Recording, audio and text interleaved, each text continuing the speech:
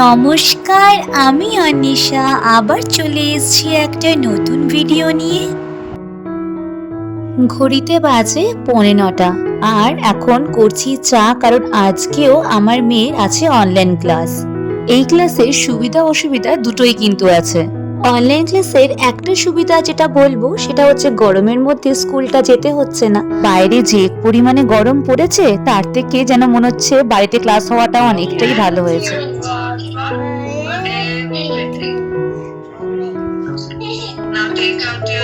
আর অসুবিধা হলো ওরা তো নর্মালি বোর্ডের থেকে দেখে লেখে, মানে বোর্ডে ম্যাম যা লিখে দেয় সেটা লিখছে, জিনিসটা একটুখানি বড় হয় হ্যান্ডরাইটিংটা।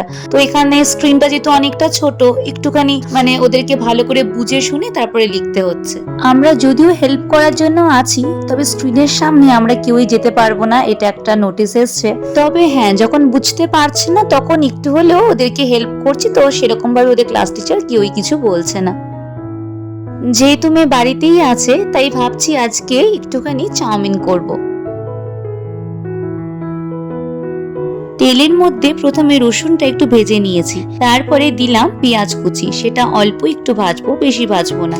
আর তারপরে দিয়ে দেবো একটু স্প্রিং অনিয়ন। খুব একটা ইউজ যদিও আমি করি না স্প্রিং অনিয়নের, তবে সেদিন বাজারে দেখলাম বেশ উঠেছে, তো ভাবলাম একটু নিয়েই আসি। মাঝে সাঝে চাউমিনের মধ্যে স্প্রিং অনিয়নটা খেতে বেশ ভালোই লাগে। শুধু চাউমিন কেন বলবো, চিলি চিকেনের সময়ও স্প্রিং অনিয়নটা লাস্টে হালকা করে যদি ছড়িয়ে দেওয়া হয় বেশ ভালো লাগে খেতে। তবে চাউমিনের মধ্যে আমি আগেই দিয়ে দিলাম, মানে পেঁয়াজটা যখন ভাজা ভাজা অল্প হয়ে গেছিল তারপরেই আমি স্প্রিং অনিয়নটা দিয়ে দিয়েছি। তারপর দিয়ে দিলাম ক্যাপসিকাম, তবে এটাকেও সেরকম ভাবে ভাজবো না। অন্য সময় আমি ক্যাপসিকামটা হালকা করে একটু বয়েল করে নিই, মানে ঠিক বয়েল না, অল্প একটু ব্ল্যাঞ্চড করে নিই। তবে আজকে একদম ডিরেক্টলি তেলের মধ্যেই দিলাম। সবকিছু মোটামুটি ভাজা হয়ে গেছে, সামান্য দেবো এখন একটুখানি নুন, তারপরে হালকা নাড়িয়ে চাড়িয়ে যে চাউমিনটা সেদ্ধ করে রেখেছিলাম সেটাই এখানে দিয়ে দেব। আর এইদিকে আমার মেয়ের এখন ড্রয়িং ক্লাস চলছে, তাই আমি একটুখানি ঘরে এসেছি, দেখছি যে ও সুন্দর কালার করছে।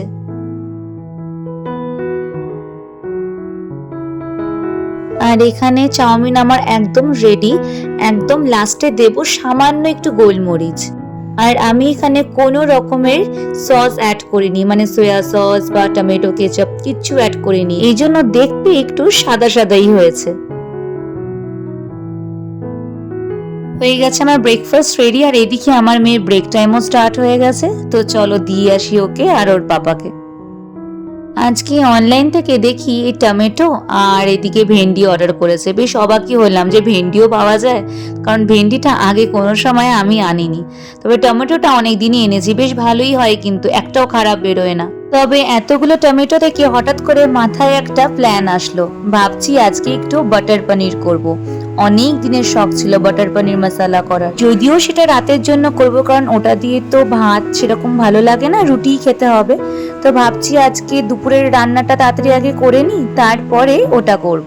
দুপুরের রান্না আজকে সাদা মাটাই করব, মানে করছি আলু দিয়ে ঝিঙে দিয়ে পোস্ত, এদিকে ভেন্ডি ভাজা, আর ওদিকে টমেটো আর আলু সেদ্ধ বসিয়েছি, আর সামান্য একটুখানি মুগ ডাল করব। গতকাল রাতে আবার অল্প একটু ভাত ছিল, সেটাকে জল দিয়ে ভিজিয়ে রেখেছি। ভাবছি আজকে একটু পান্তা ভাত খাবো। আজকাল পান্তা ভাতটা আমার কাছে একদম ফেভারিট একটা ডিশ হয়ে উঠেছে। দুপুরের রান্নার পর্ব সবকিছুই কমপ্লিট হয়ে গেছে, আর এখন করছি সেই বাটার পনির মশলা।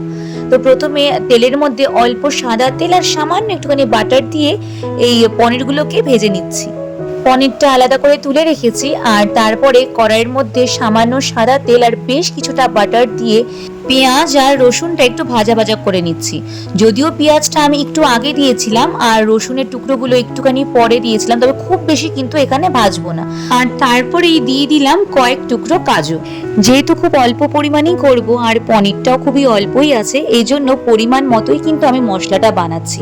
তবে আমি কিন্তু কয়েক টুকরো টমেটো অ্যাড করেছি, কারণ বাটার পনির মশলা টমেটো ছাড়া কিন্তু অসম্পূর্ণ। তবে ওই ভিডিওটা আমি করতেই ভুলে গেছিলাম। সবকিছুকে একসাথে একটা পেস্ট করে নিয়েছি, তারপরে আবারও কড়াইয়ের মধ্যে তেল দিয়ে কিছুটা পেঁয়াজ কুচি ভেজে নিয়েছি।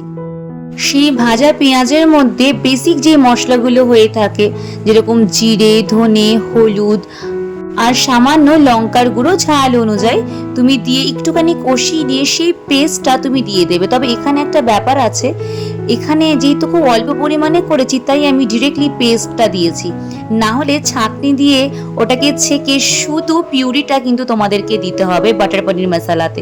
এটাই জন্যই কিন্তু এটা খুব সিল্কি হয়। তবে যেহেতু আমি খুব সামান্য পরিমাণে পেস্টটা করেছিলাম এজন্য আমি আর ছেঁকে দিইনি, আমি ডিরেক্টলি পেস্টটাই ওটা দিয়েছি।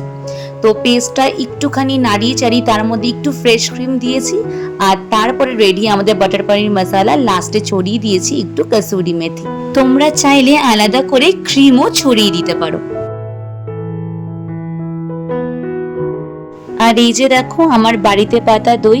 প্রত্যেক দিনই আমি এখন দইটাকে পাতি, কারণ দই ভাতটা খুবই খাওয়া হয় আমাদের, তো এই জন্য বাড়িতে পেতে দই খাওয়াটা তো বেশ ভালো, তো তাই প্রত্যেক দিনই দইটা পাতার চেষ্টা করি। এই যে দেখো একটু কেটে তোমাদেরকে দেখাচ্ছি, দেখো একদম পারফেক্টলি দইটা পড়েছে। এই যে হলো আমাদের দুপুরের খাবার। এই যে আলু দিয়ে ঝিঙে দিয়ে পোস্ত, দই ভাতটা একটু মেখে রেখেছি আগে থেকে, তাহলে অনেকটা নরম হয়ে যায়। এখানে সেদ্ধ আর এই যে ভেন্ডি ভাজা। যেহেতু আমার মেয়ে ডালটা খায় না তাই ডালটা আর পাতে নিইনি। আর এই যে দেখো আমার খাবার পান্তা ভাত। এত কিছু ভালো কিছু রান্না হয়েছে কিন্তু দেখো আমি সেই পান্তা ভাত খাচ্ছি, আসলে কোনো কিছুই খেতে ইচ্ছা করছে না। আর সত্যি বলতে পান্তা ভাত প্রত্যেকদিনই আমি যেন ভালো খাচ্ছি। ঘড়িতে বাজে এখন 5:30 আর আমি উঠেছি এখন একটু ছাদে। এই সময়টা মাঝে মাঝে এত হাওয়া দেয়, ছাদের মধ্যে বসে থাকতে প্রচন্ড ভালো লাগে। সত্যি বলতে কি খুব একটা ছাদে আসা হয় না। আজকে এসেছিলাম জামা কাপড় তুলতে, দেখি এত হাওয়া তাই নিচে জামা কাপড়গুলো রেখে আবার ছাদে এসেছি একটুখানি বসার জন্য। ওই যে দেখো পুচকি একটা চাঁদ দেখা যাচ্ছে এখন থেকেই। একটা জিনিস খুব অবাক লাগে, ছোটবেলা কিন্তু ঠিক সময় বার করে নিয়ে ছাদে আমি মা পাপা তিনজনেই আসতাম কিছুক্ষণ বসার জন্য গরমকালে, কিন্তু এখন কেন কি জানি সময়ও আর হয় না, আর সময় থাকলেও কেন কি জানি ছাদে আর সেরকম ভাবে আসতে ইচ্ছা করে না। আজকে সত্যি খুব ভালো লাগছিল, তার জন্য জামা কাপড়গুলো রেখে এসে আবার দৌড়ে পালিয়ে এসেছি ছাদে। দেখো গাছগুলোর কি অবস্থা শুকিয়ে, আজকাল একটাও গাছে সেরকম ভাবে ফুলই ফোটে না। ওরাও যেন ক্লান্ত এই গরমে। এত সুন্দর হাওয়া দিচ্ছে, ভাবলাম একটুখানি বসি। খুব একটা সত্যি আসা হয় না, কিন্তু এখন দেখি ঘুরতে প্রায় 6টা, আমি জামা কাপড় তুলতে এসে দেখি কি হাওয়া, একটুখানি বসি। খুব সুন্দর হাওয়া দিচ্ছে। সকালবেলা যা গরম থাকে, হাওয়াটা দিলে প্রচন্ড ভালো লাগে। এখন থেকে চাঁদ দেখা যাচ্ছে, হাওয়াটাতে যেন প্রাণ জুড়িয়ে যাচ্ছে, নিচে যেতে ইচ্ছা করছে না। আর সত্যি কথা, এক এক সময় নিজে নিজে সময় কাটাতে কিন্তু বেশ ভালো লাগে। আজকে সেটাই আমি করছি। মাঝে মাঝে নিজের সাথে সময় কাটাতেও খুব ভালো লাগে, একটু একা থাকতে পছন্দ হয়, যেটা আমার ভালো লাগে। তবে হ্যাঁ, মাঝে মাঝে একা সময় কাটানো উচিত। এই যে মন্দিরটা দেখছো, এরকম সবুজ রঙের একটা গেট দেখছো, তার পাশে একটা হোয়াইট কালার একটা ছোট একটা বাড়ি দেখতে পাচ্ছ মন্দিরের মতন। ওই আর আমাদের ছাদের থেকেই দেখো মন্দিরটা দেখা যায়। এই যে গোলাপি রঙের বাড়িটা দেখছো, তার সাথে লাগোয়া একটা যে সাদা রঙের একটা ছোট্ট থেকে একটা মন্দিরের মতন দেখছো, ওই মন্দিরেই আমি পুজো দিতে গেছিলাম। আজকে এখানে লাস্ট মেলা, তাই আজকের দিনের জন্য আমরা এসেছি মন্দির দর্শন করতে। এই কামাখ্যা মন্দির ঘিরেই কিন্তু এই মেলাটা হয়ে থাকে প্রতি বছর। আজকে মেলার একেবারে শেষ দিন, তাই আজকে বলতে গেলে সবাই এসেছে যারা আশেপাশে থাকে।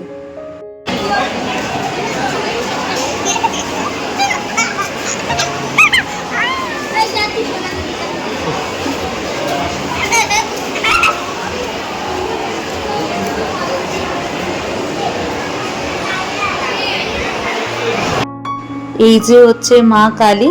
দাঁড়াও তোমাদেরকে যদি সম্ভব হয় একটু জুম করে দেখাই, খুব পরিষ্কার হয়তো দেখতে পারবে না, তবে দেখো কি সুন্দর করে শাড়ি পরানো হয় মাকে। আর এই দিকে আছে হচ্ছে মহাদেব।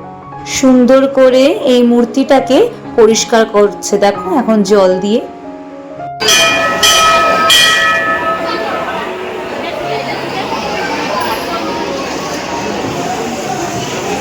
মন্দিরের ভেতরের আলো দেখো নিভিয়ে দিয়েছে, আর এখন ওই মেইন গেটটা মানে যেখানে মায়ের মূর্তি আছে সেটাকে বন্ধ করে দেওয়া হবে। আর এদিকে আছে দেখো রাধা কৃষ্ণ।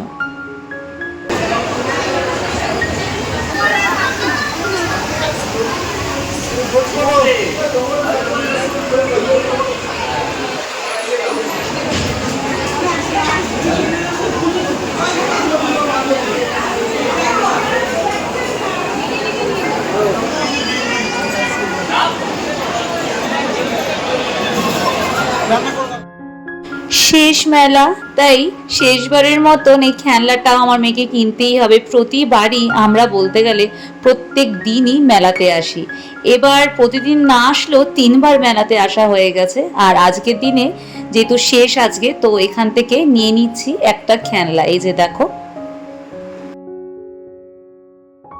আর যেখানে মেলা সেখানে জিলিপি তো ভাজবেই।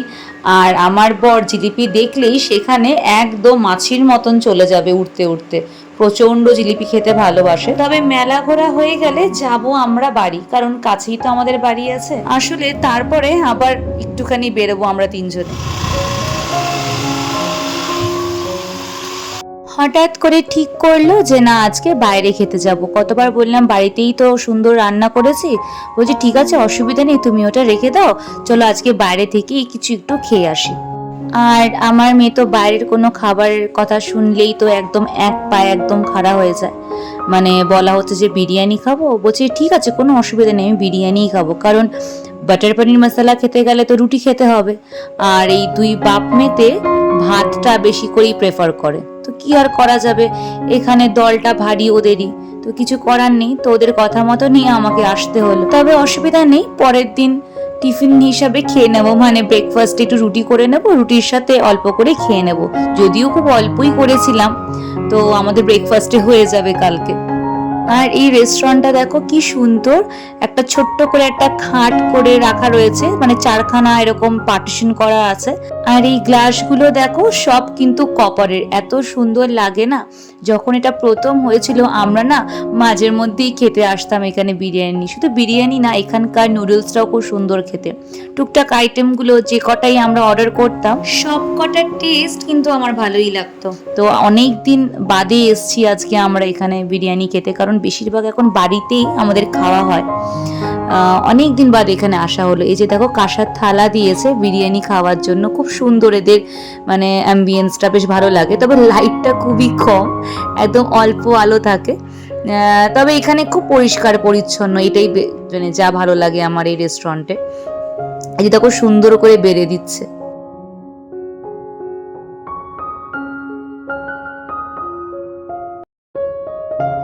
আর এই যে দেখো কি সুন্দর একটা কাঠের বক্সে ওরা আমাদের এই বেলটা দিয়েছে। তো আমরা কি করি এই বক্সটার মধ্যেই কিন্তু আবার টাকাটা আমরা পে করে দিই, মানে এর মধ্যেই আবার রেখে ওদেরকে আবার দিয়ে দিই। তাহলে চলো আমি একেবারে ভ্লগের শেষেই চলে এসেছি, এখন আমরা যাব বাড়ি, প্রায় অনেকটাই রাত হয়েছে। রেস্টুরেন্টে কয়েকটা হাতে গোনা লোক আছে, কারণ অনেকটা রাতেই আমরা খেতে এসেছিলাম, যেহেতু আমরা মেলায় গেছিলাম, তারপরে বাড়ির থেকে ফ্রেশ হয়ে আবার এখানে এসছি খেতে। তো ভালো লাগলে অবশ্যই লাইক করো, কমেন্ট করো, আর এরকম নতুন নতুন ভিডিও দেখার জন্য অবশ্যই কিন্তু আমার এই ছোট্ট চ্যানেলটিকে সাবস্ক্রাইব করো। আজ তাহলে আসি, সবাই ভালো থেকো, সুস্থ থেকো, টাটা।